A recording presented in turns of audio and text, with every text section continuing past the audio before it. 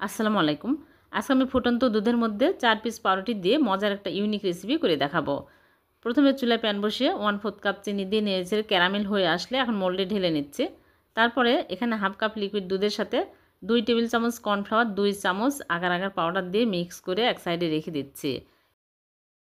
তারপরে এদিকে আমি পাউরুটি নিয়েছি 4 পিস, সাইডের অংশগুলো কেটে বাদ দিয়ে দিলাম। আবার চুলায় প্যান বসিয়ে দিয়ে দিচ্ছি 2 কাপ লিকুইড দুধ আর দিয়ে দিচ্ছি পাউরুটি। ফুটে উঠলে পাউরুটিগুলো দিয়ে চিনি, গুঁড়া দুধ পরিমাণ মতো দিয়ে আমি নেড়ে চেড়ে ম্যাশ করে নিব। ভালোভাবে ম্যাশ করা হয়ে গেলে এর মধ্যে দিয়ে দিচ্ছি কর্নফ্লাওয়ারের মিশ্রণ দিয়ে আমি ভালো করে নেড়ে চেড়ে ফুটিয়ে নেব।